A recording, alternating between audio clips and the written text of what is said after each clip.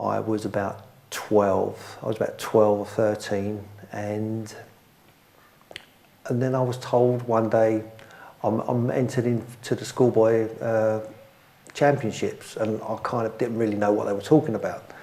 And I turned up, and this was down at the Arbour Youth, and I remember people there lining up, and I've never been in the championships before. And I went in for my weight, and I think I was about 45 kilos or something like that. That was my weight. As an amateur, I had 107 amateur fights, and I won around about 96, 97 of those. Wow. And I only really got serious, I would say probably in about a year and a half into my amateur career, where I used to just go to the place just to meet friends and be with them. And I had a few fights, and because I boxed originally for the St Monica's Boxing Club, ABC, which was my church, St Monica's Church, where I was had my communion, etc., as a good Roman Catholic boy does. And from there, I was training there, and eventually I had a trainer called Freddie Mac.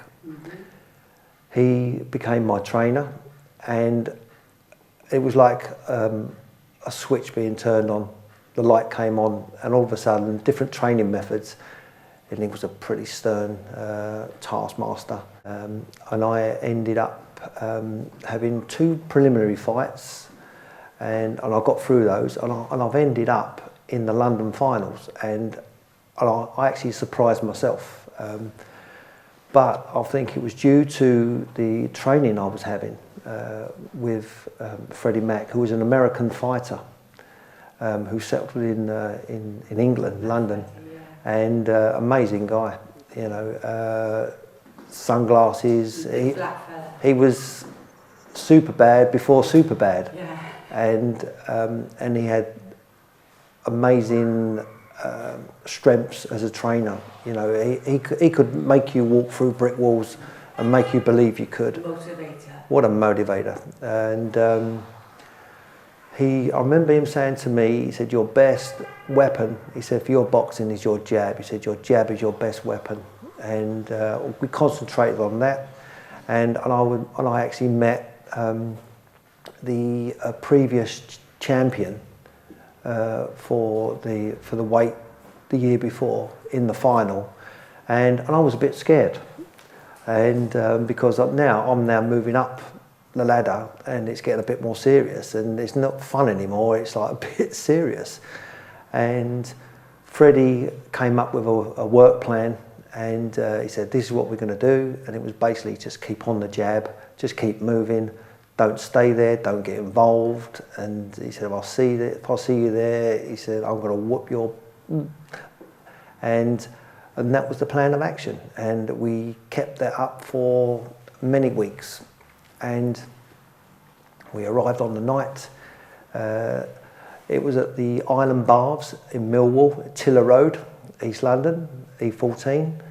And we turned up, and I remember the actual bout. You know, first few seconds came out, the guy just clobbered me because I froze, and I just clung on.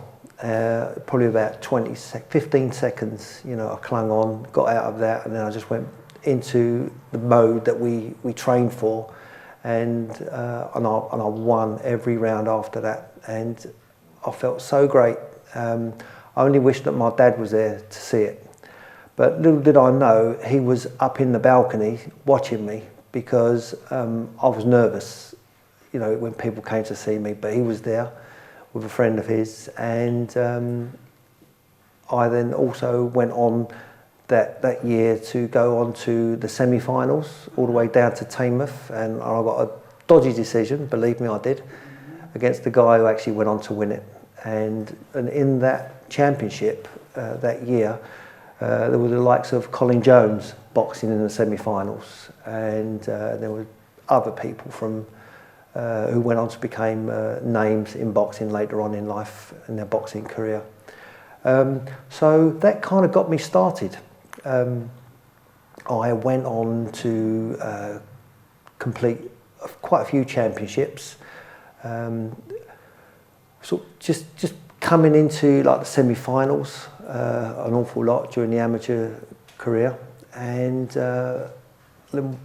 one summer I was asked to box against the Israeli Olympic team. Not all of them, just one, and I kind of wasn't too worried about it because I didn't kind of think too much about it.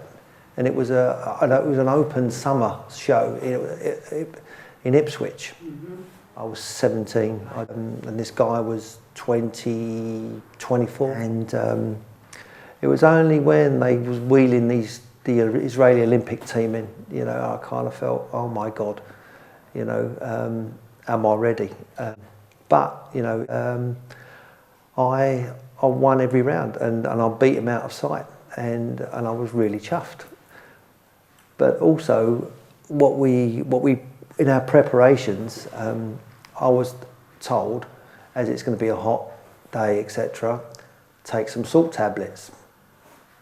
But I was taking salt tablets all day, and instead of like 2 or 3 throughout the day to conserve your body fluids, there was a whole packet that I bought out of the chemist.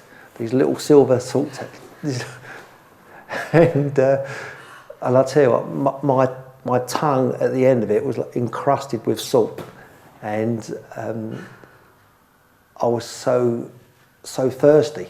I even afterwards didn't bother to get changed. I went straight into the beer tent to get a drink, and just as I got to the front, after this big long wait, about an hour, the lights went, and they said everybody out, and I think it was about 2 hours afterwards, you know, before I actually got my first drink. But what it did for me, it actually got me on the first rung of the ladder of internationalism, if you like. And then some weeks later, I was then contacted to say I'd been invited to go down to the England squad down at Crystal Palace. Mm-hmm. And I was very, very pleased, but very, very nervous, because now I'm seeing the elites of the Amateur Boxing Association. There was a guy there called Lloyd Lee, who had a really good contest in the ABA semi-finals with Colin Jones. Who else was there? There was people like Keith Wallace from Liverpool. Errol Graham was there. Tommy Heffron, it was a really good light middleweight. Gill Bodies. It was unbelievable.